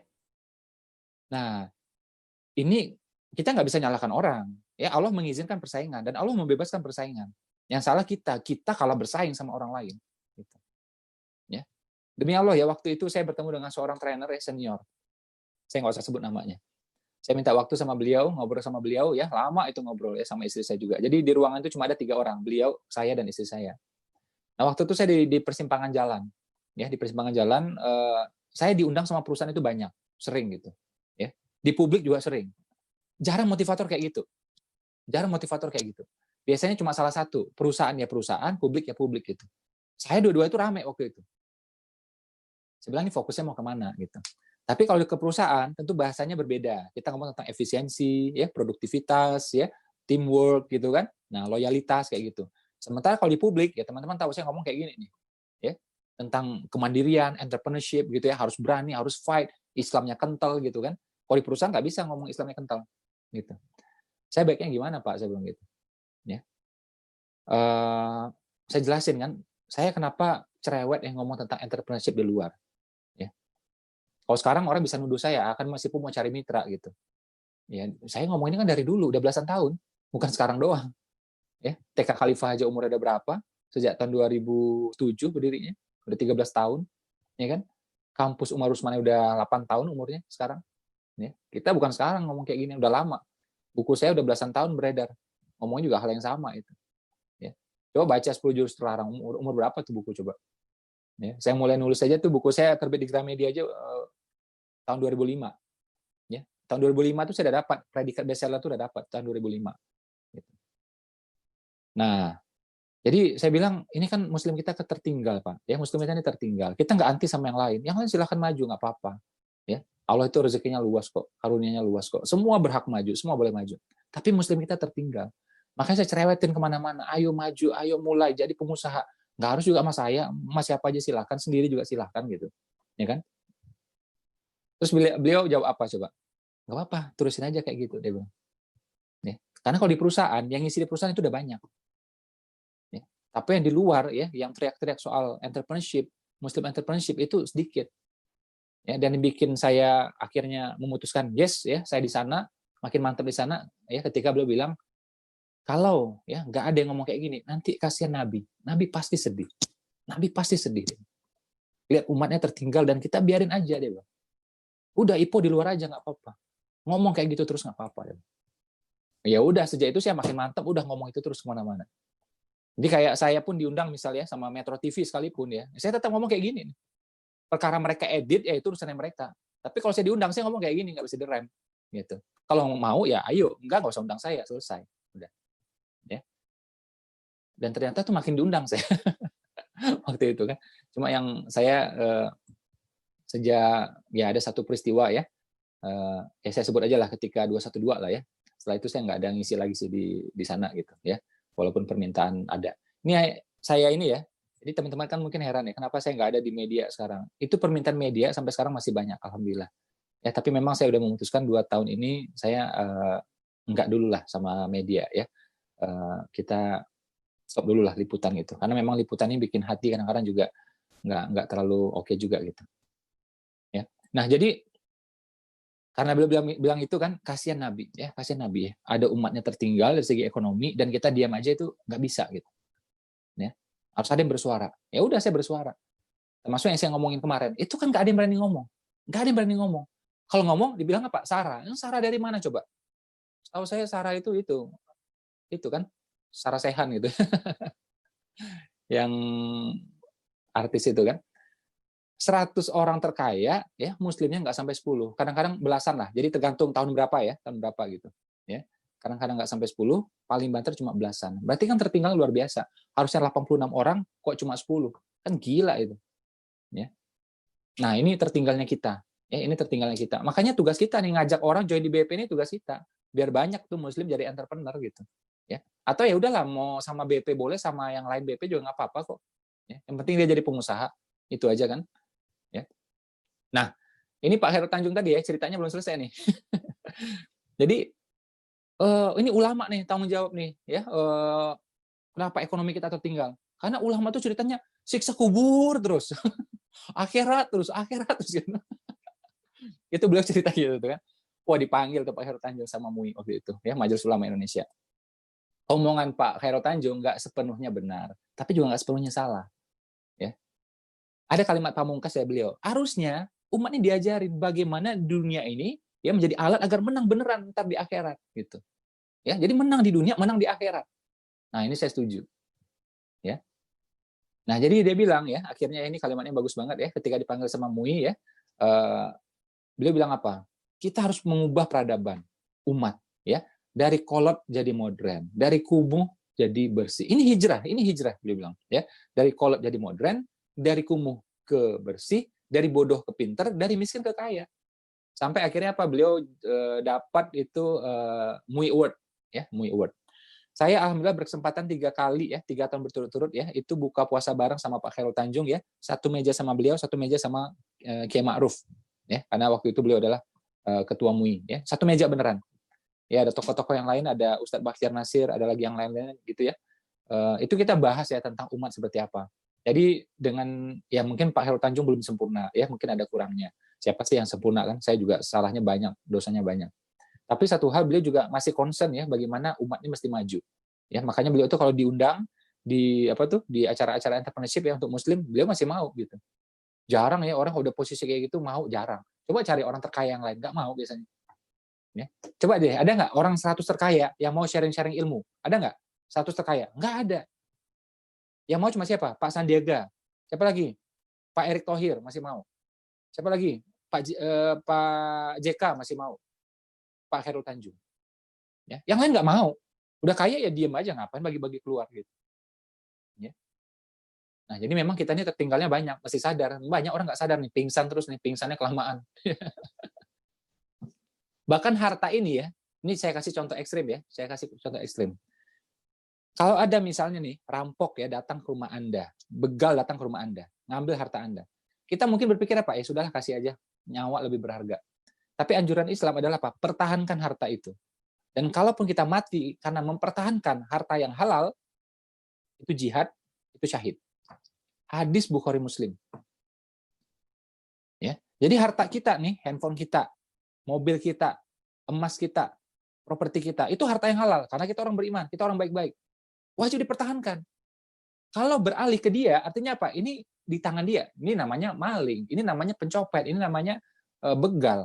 Mungkin nggak mereka dapat harta itu akhirnya bagi-bagi ke anak yatim? Nggak mungkin. Ya. Atau untuk pengurusan DKM? Nggak mungkin. Ya kan? Namanya begal pasti uangnya buat yang nggak benar. Artinya apa? Uang ini nanti akan beralih fungsi untuk menjadi sesuatu yang haram. Padahal ini harta, uang halal, harus dipertahankan. Nah, kalaupun kita mati karena mempertahankan itu, matinya syahid. Hadis Bukhari Muslim. Ya, jadi nggak main-main itu. Harta itu penting kita dapatkan, penting kita pertahankan, tahu nggak? Ya, penting kita dapatkan, penting kita pertahankan. Coba nih, ya, teman-teman yang tamatan pesantren pasti tahu, ya pasti belajar namanya maqasid syariah. Ya, maqasid syariah. Apa tujuannya syariat diturunkan? Ya, menjaga 5 hal. Salah satunya apa? Menjaga harta. Dengan kata lain apa? Hartanya memang ada, makanya perlu dijaga. Kalau hartanya nggak ada, ngapain dijaga? Ya. Jadi syariat ini diturunkan ke kita, yaitu ada tujuannya. Ya, salah satunya apa? Untuk mempertahankan harta. Ya, nggak main-main. Nah, ini saya pengen kasih kesimpulan sementara ya. Pertama, jadilah pemenang. Ya, harus punya mental pemenang. Ya, makanya saya bikin lagu tuh ya belasan tahun yang lalu namanya Sang Pemenang. Itu saya bikin sejak tamat SMA, tahu nggak lagunya? Ya, kemudian aja saya ganti liriknya jadi British Propolis, let's do the business gitu. Ya, itu saya bikinnya sejak tamat SMA, udah lama tuh. Ya, nah liriknya di ref tuh yang saya ganti ya, karena sekarang bisnisnya BP gitu ya. Jadi pertama, jadilah pemenang, kuasai ilmu, ya, kuasai harta, ya, dan kita harus berusaha menjadi distributor. Alhamdulillah. Setiap kali orang ketemu kita, alhamdulillah. Ya, karena sehat, alhamdulillah. Ya, ekonominya membaik, alhamdulillah. Ya, kita bukan sekedar distributor suplemen, enggak. Ya, terlalu receh kayak gituan. Kita berusaha menjadi apa? Distributor, alhamdulillah. Ya, itu baru namanya khalifah, menjalankan peran khalifah di muka bumi. Ya, apalagi nih kita bulan Juli ini adalah spiritnya apa? Pecah rekor kan? Pecah rekor gitu. Ya. Saya mau kasih contoh ya. Contoh ekstrim. Itu Muhammad Salah ya, sejak masuk Liverpool ya. Menurut penelitian dari Stanford, sejak beliau masuk di Liverpool, kemudian berprestasi di sana gitu ya, itu kebencian terhadap Islam turun 19%. Penelitian dari Stanford. Penelitiannya ada di internet, teman-teman silahkan cari. Ya, ketik aja tuh Muhammad Salah, Stanford, ya, Islamfobia, langsung muncul itu. Padahal Muhammad Salah ini bukan kiai, bukan mubalik, bukan motivator, bukan trainer juga. Oke? Nggak ada juga dia melakukan pembinaan kayak ini, nggak ada. Kerjanya ngapain? Cuma tendang-tendang bola aja kan, dum dum dum gitu-gitu aja. Ya. Tapi orang melihat kan, beliau juga mainnya bagus. Beliau menang. Akhirnya apa? Orang senang sama Islam. Islamfobia turun 19% gara-gara Muhammad Salah main bola di Liverpool. Aneh kan gitu. Itulah dakwah. Prestasi itu dakwah. Prestasi itu syiar. Jadi kalau orang Islam bagus, intelek, kaya, pasti orang salut. Orang akhirnya apa? Mengagumi Islam. Pasti itu.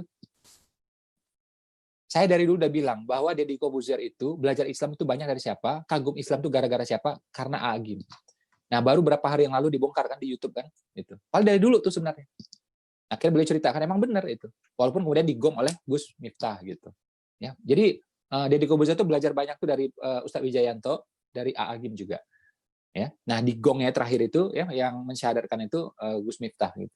Ya. Nah, kenapa Deddy Corbuzier itu senang lihat Agim? Karena Agim waktu itu bisnisnya bagus, berkembang gitu. Jadi, wah ini keren nih. Terus Agim tuh nggak pernah nyuruh dia tuh syahadat nggak pernah. Gitu. Jadi nggak ditarik-tarik kayak gitu, ya. Tapi tunjukkan akhlak seperti itu. Itulah dakwah. Kalau kita berprestasi, kita kaya jadi syiar, ya. Tapi kalau kita miskin, ya dikit banyak kita mencoreng nama Islam jadi. Ya. Coba bayangin ya teman-teman di sini. Nanti misalnya masa pandemi udah selesai ya, teman-teman di sini jalan ke Pondok Indah, gitu, ya, ke mall Pondok Indah, ya, turun di mall, mobilnya Jaguar, weh. Jaguar gitu kan, atau Audi lah gitu. Ya, pas turun pakai jilbab panjang. Oke? Yang lain lihat. Kira-kira itu syiar yang bagus nggak terhadap Islam? Bagus nggak kira-kira? Bagus kan? Ketimbang ya pergi ke mall, naik motor Cina second. Kita turun, ya. Kelihatan Islamnya. Nggak keren. Nggak cool.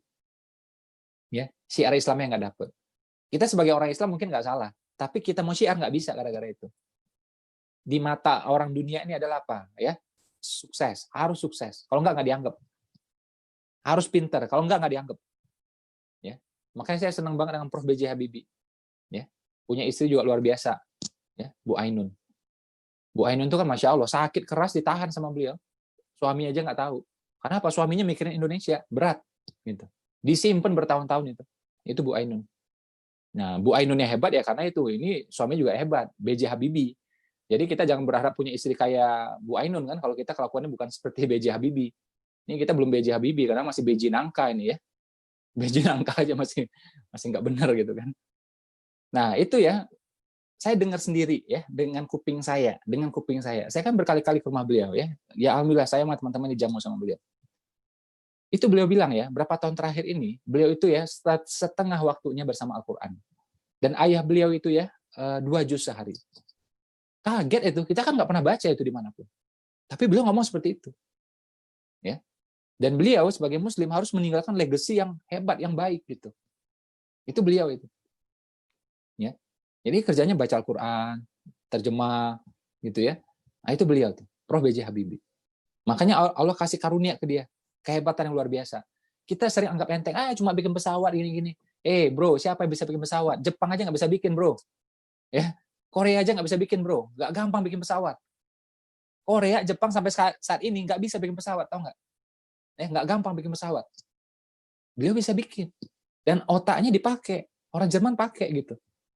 Ya, beliau punya teori ya, crack progression theory. Gara-gara itu jutaan penerbangan selamat, tahu nggak? Ya, jadi dulu itu rate jatuhnya pesawat itu tinggi sekali. Sampai beliau bisa temukan ya, bisa didetek ya, didetek dengan cara khusus namanya crack progression theory. Sehingga apa? Harusnya jatuh nggak jadi jatuh. Andai kata memang mau jatuh pun ya nggak usah terbang, ketahuan dari awal. Itu beliau yang menemukan teori itu. Jutaan penerbangan selamat. Ya. Makanya beliau juga dapat hak warga negara di Jerman sana. Jerman, bro. Bukan Papua Nugini. Ya. Jerman ini. Ya. Kita sering anggap enteng kan, Habibie bikin pesawat gini, pesawat nggak laku. Bukan soal laku nggak laku. Ya, ini industri kalau didorong, saya yakin pesawatnya laku kok. Ya. Tapi memang kita budgetnya nggak ada kan. Kita memang untuk bikin pesawat itu lumayan gitu. Makanya sempat industrinya agak naik turun seperti itu. Dan memang ada faktor politik juga. Begitu beliau nggak berkuasa ya sudah itu di stop akhirnya gitu kan. Faktor politik gitu. Ya. Nah ini kebanggaan kita ini. Saya langsung hitung-hitung ya amalnya Prof. B.J. Habibie. Berapa banyak nih amalnya coba. Salah satu karya beliau bikin ICMI, Ikatan Cendekiawan Muslim Indonesia. Dari ICMI lahir macam-macam, ya.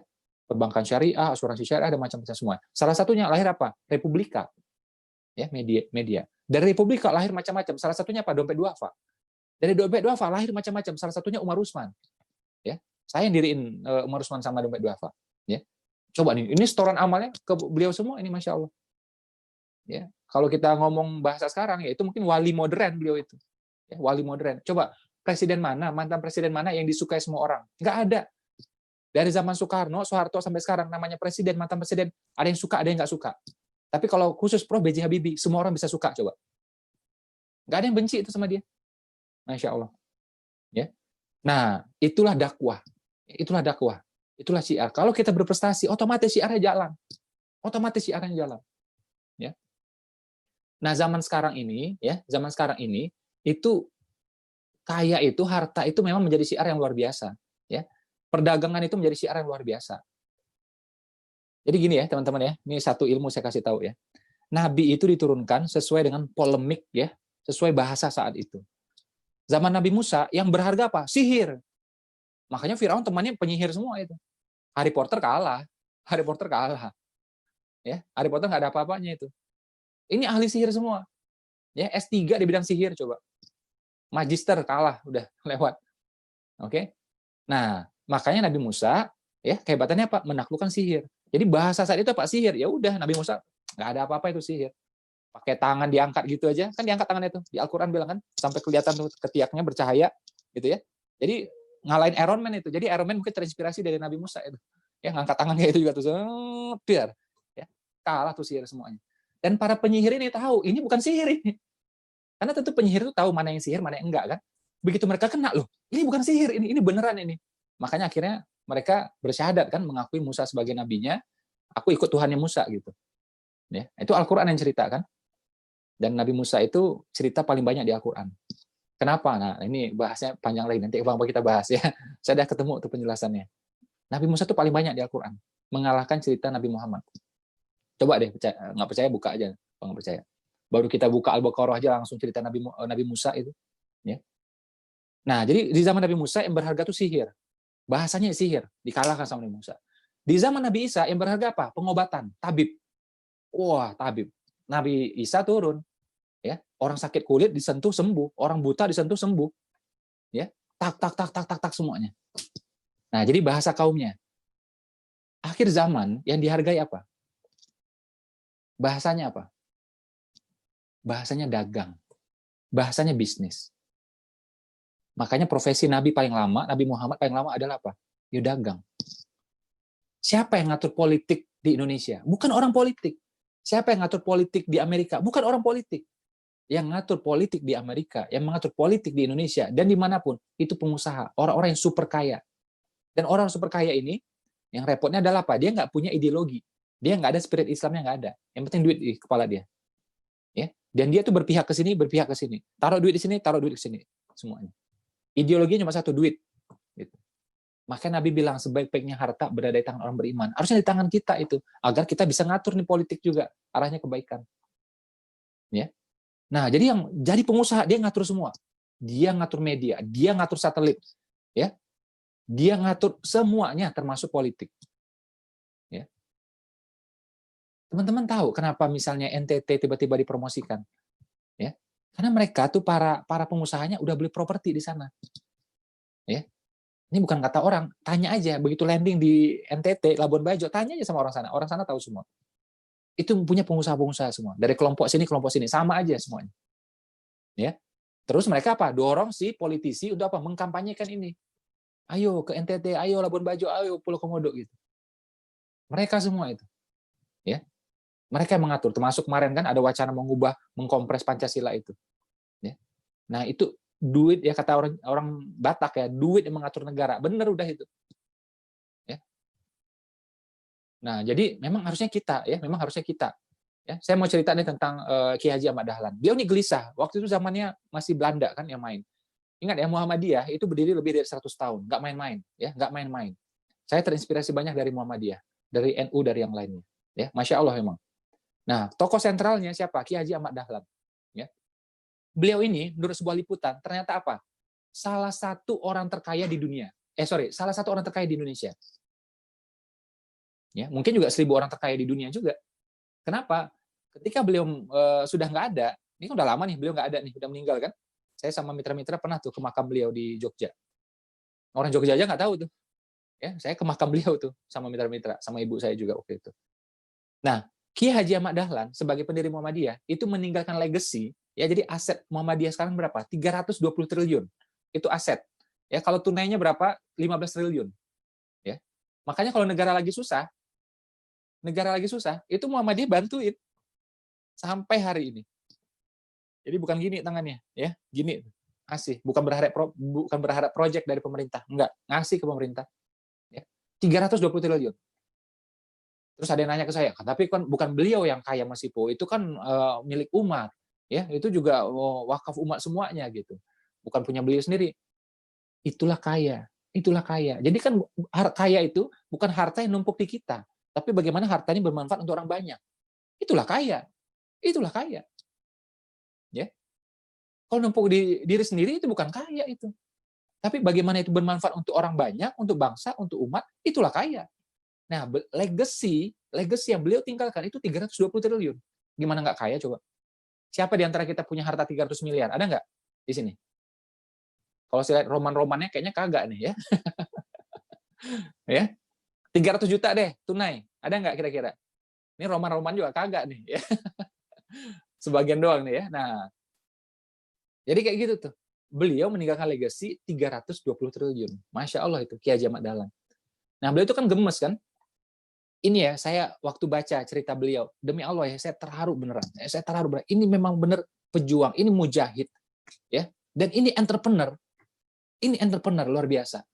Kita belajar Robert Kiyosaki, kita belajar Warren Buffett, Jeff Bezos, semuanya. Wah, ini ada contoh depan mata kita, orang Indonesia asli, kita nggak belajar coba. Ya. Beliau ini luar biasa ini. Ya. Ada penelitian ya tentang beliau sebagai sosok entrepreneur. Ya, itu disampaikan melalui riset namanya Advance in Social Science ya, Research, volume 398 ya, volume 398. Jadi disimpulkan bahwa seorang Ahmad Dahlan ya sebagai entrepreneur, dia itu oriented, kreatif, independent, risk taking dan hard working. Itu Ahmad Dahlan sebagai entrepreneur. Jadi bukan kiai doang.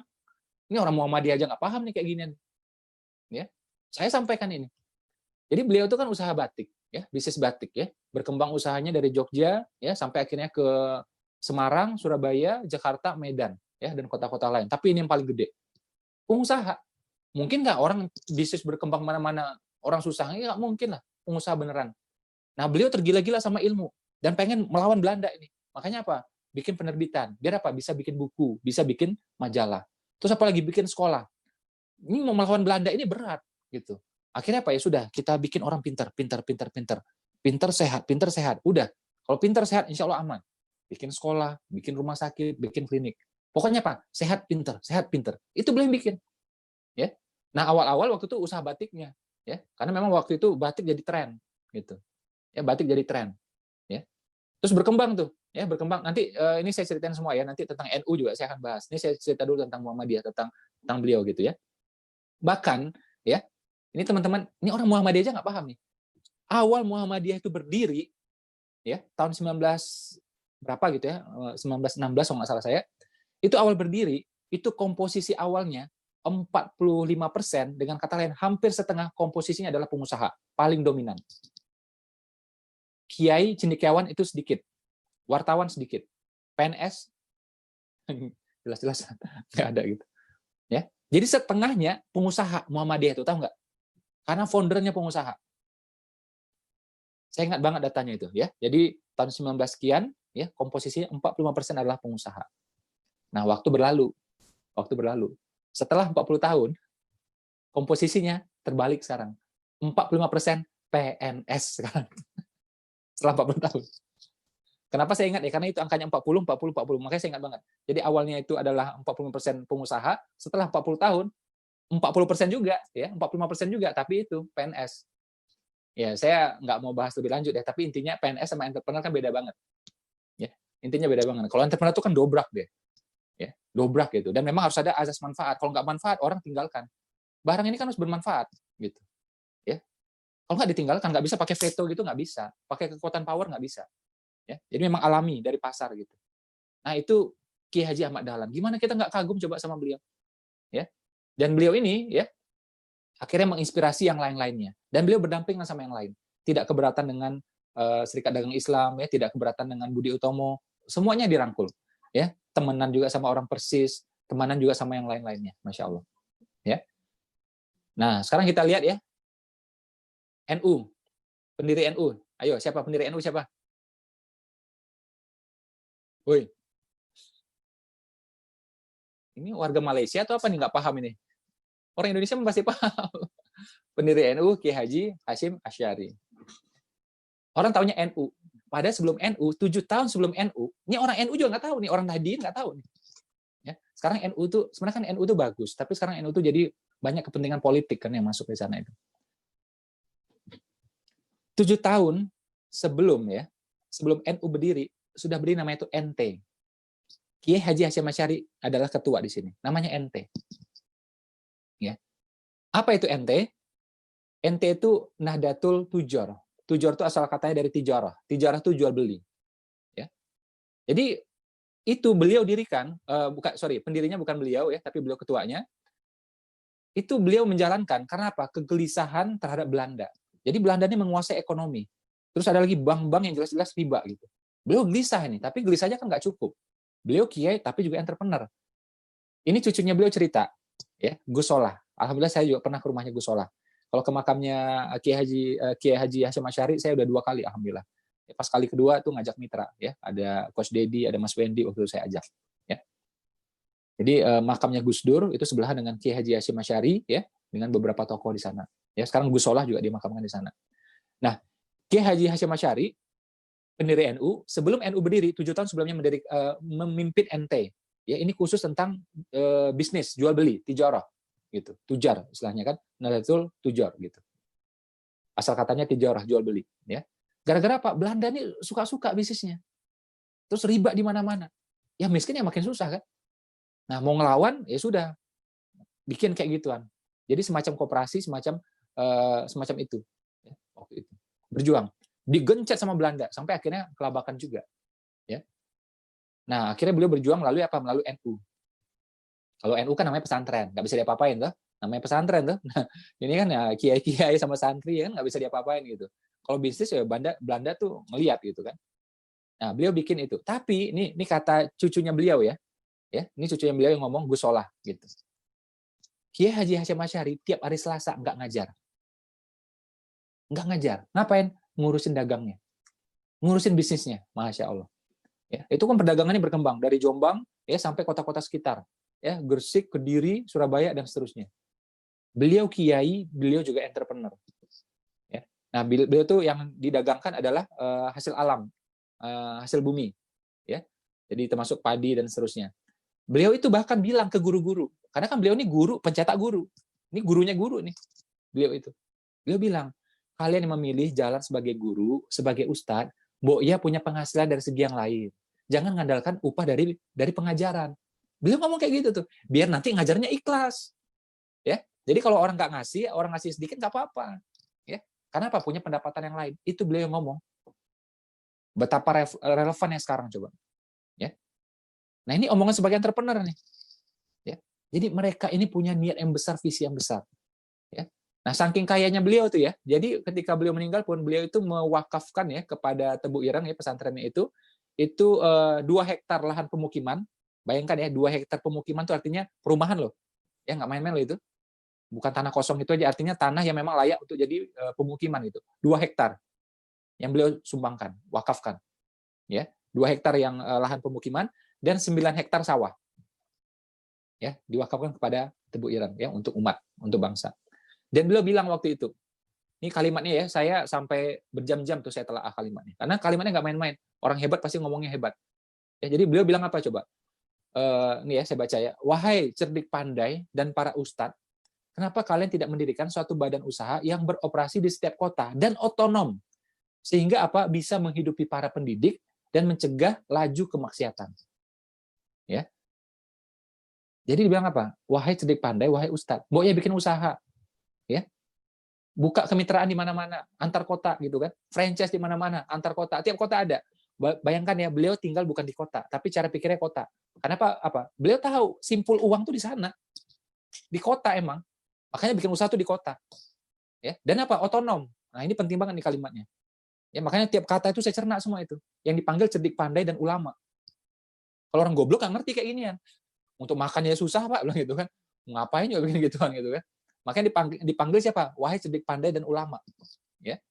Nah, bikin usahanya, kembangkan di setiap kota, ya, dan otonom. Apa artinya otonom? Nggak boleh mentang-mentang santri atau kenal, akhirnya ini harus kompeten. Boleh santri tapi kompeten. Boleh kenalan tapi kompeten. Gitu. Artinya otonom, mandiri. Sehingga apa? Nanti hasilnya ini bisa membiayai si pendidik. Tuh, karena cara pikirnya apa? Pendidik. Ya. Jadi dimuliakan ilmu kan. Pokoknya gimana pendidiknya selamat gitu. Nanti uangnya ini bisa untuk membiayai hidupnya si pendidik dan mencegah laju kemaksiatan. Sesuai dengan hadis Nabi, sebaik-baiknya harta berada di tangan orang beriman. Kita bisa menentukan ini jadi prostitusi atau jadi Islamic Center. Kita bisa menentukan. Karena harta di tangan kita. Bisnis di tangan kita. Ya kan? Nah, ya udah. Ya, mencegah laju kemaksiatan. Itu beliau yang sampaikan. Ya. Jadi ya, kenapa orang ini ya? Nah, ini menjadi poin penting bagi kita ya. Jadi niat bisnisnya beda sama kita. Niat bisnisnya beda sama kita. Jadi bukan soal numpuk harta di dianya, bukan. Ya, bukan. Itu teman-teman yang mentor Glow itu udah tahu bagaimana ya saya berusaha nyalurkan harta itu ya, balik lagi ke mitra. Kita lagi rancang nih dan udah jalan, setengah tahun udah jalan gitu. Ya. Jadi bukan soal numpuk di kitanya, dan ini kan di BP kita udah buktikan kan. Ya, 3,5 tahun BP berdiri, saya nggak ada nambah mobil, nggak ada ganti mobil. Mitra-mitra yang beli mobil alhamdulillah banyak, yang ganti mobil alhamdulillah banyak. Gitu. Alhamdulillah. Tabungan emas saya aja itu kalah dengan salah satu mitra BP. Ya. Tabungan emas saya loh, ya kalah sama mitra BP. Ya, kita berusaha tuh bagaimana tumbuh sama-sama gitu. Ya, tumbuh sama-sama semuanya. Ya, di BP. Terus apa lagi? Keluar kan? Bukan hanya di sini aja, keluar. Setelah keluarga kita, setelah mitra, kita keluar juga gitu. Nah, ini dilakukan oleh Kiai Haji Ahmad Dahlan, Kiai Haji Hasyim Asy'ari. Ya, bagaimana nih buat umat, buat orang banyak. Ketika kita berpikir untuk orang banyak, ya Allah kasih banyak juga. Jadi kalau bahasa saya itu Allah tuh nunggu nih. Kamu benar nggak niat ini? Kamu bisa nggak kelola? Jadi niatnya benar, bisa kelola. Ya, ini dua hal. Ada orang niatnya benar tapi nggak bisa kelola, belum pantas artinya. Dikasih uang banyak masalah. Coba muka-muka kayak kita gini, tiba-tiba dikasih 1 triliun, oh pasti gila itu, ya kan? Belum tentu bisa kelola, belum tentu bisa kelola. Makanya Allah itu nunggu kita, gitu. Kamu niatnya benar nggak? Ditunggu sampai niatnya benar nggak untuk umat? Dan kamu bisa kelola nggak? Jadi kalau kita sekarang punya rezeki 20 juta, berarti menurut Allah kita mampu kelola cuma 20 juta. Kalau kita punya 200 juta, berarti menurut Allah kita sekarang udah mampu kelola 200 juta. Ya, tergantung kita. Makanya tugas kita memantaskan diri, upgrade terus, gitu. Ya. Nah, ini ya. Terakhir ya, saya mau cerita. Ya, kita punya waktu sekitar berapa menit lagi. Saya mau cerita tentang Sulaiman Abdul Aziz Al-Rajhi, ya, orang Saudi. Ya, beliau kelahiran tahun 29. Beliau masuk dalam 120 orang terkaya di dunia. Ya, 120 orang kaya di dunia. Kalau kita masuk nggak kira-kira? 100 orang terkaya di kecamatan, masuk nggak kira-kira? Kecamatan dah. Kelurahan? Nggak juga. Kompleks rumah? Belum juga. Blok rumah? Wah, di blok rumah masih masuk ya. Orang terkaya di blok rumah ini. Karena di blok itu cuma ada 2 rumah ya. Satu rumah kita, sebelah rumah kosong ya. Nah, ini beliau masuk dalam orang terkaya ya, urutan 120 ya. Tapi yang saya bahas di sini bukan soal kayanya ya, tapi bagaimana kerennya, bagaimana kontribusinya gitu ya. Beliau itu pernah membagikan hartanya 6,7 triliun ya untuk orang-orang fakir. 6,7 triliun. Saya bilang, wow, saya pengen banget kayak gitu. Saya pengen banget kayak gitu. Ya.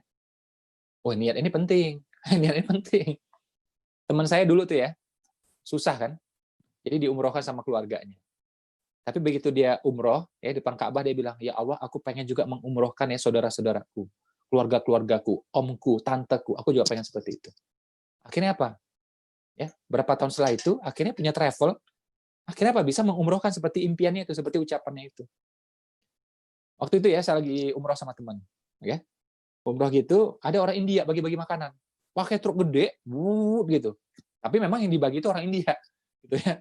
Mungkin karena wajahnya India, yang ngantri pun orang India gitu. Mungkin buat semua, tapi karena wajahnya India, petugasnya India, akhirnya ngantri yang kulit-kulitnya India gitulah gitu.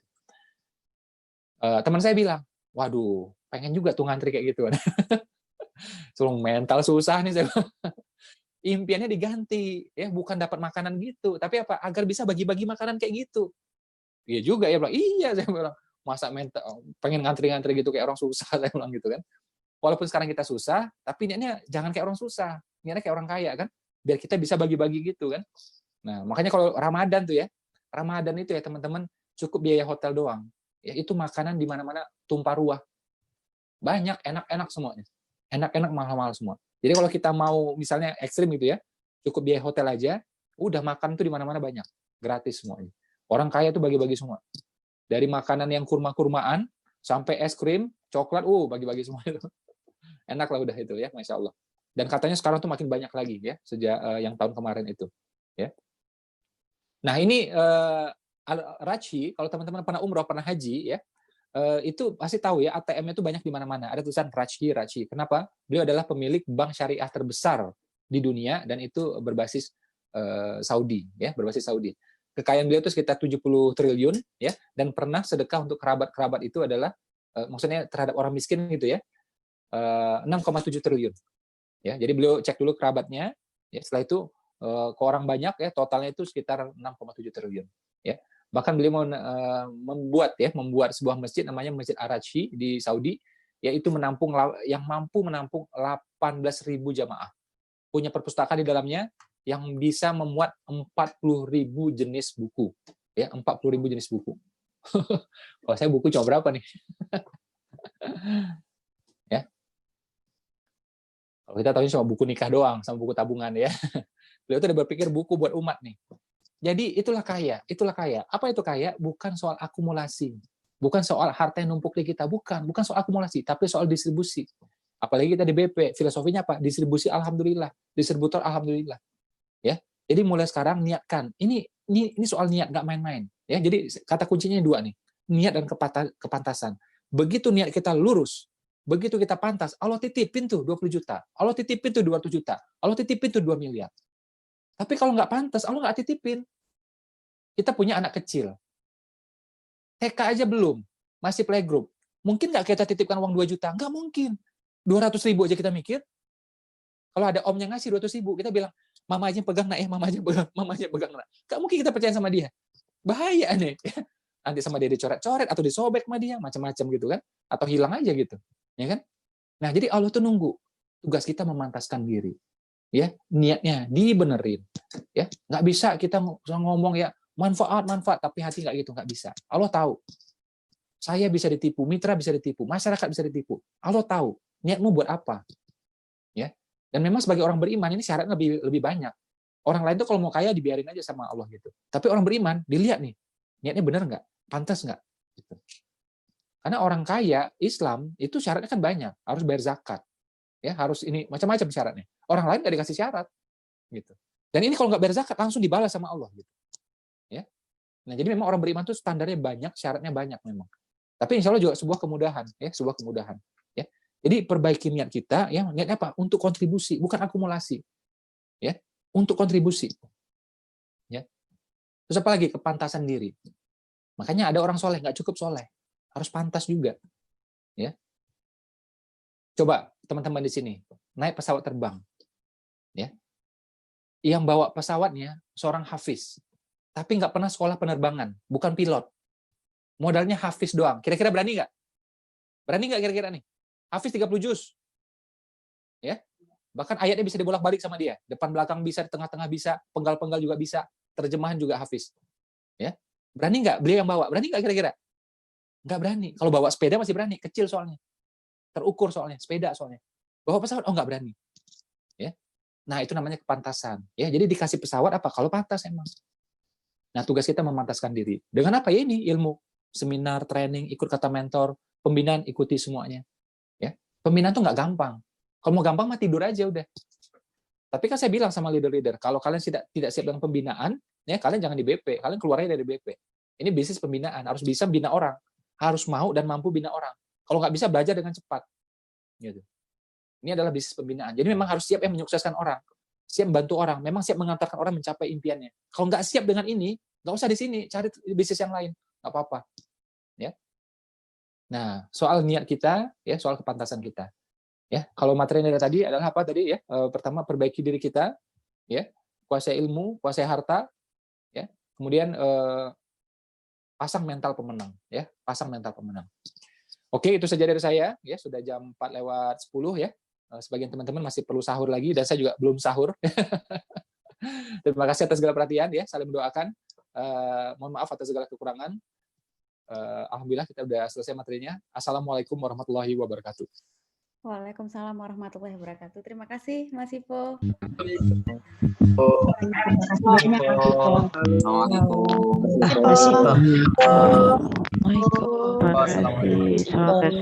Waalaikumsalam warahmatullahi wabarakatuh. Terima kasih Mas Ipo. Assalamualaikum.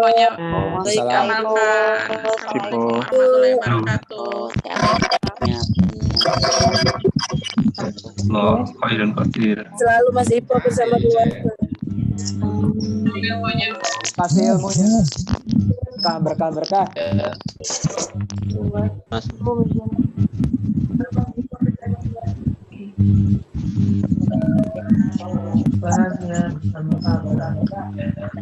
Ipo. Tinggal dibilas. Udah, Bu.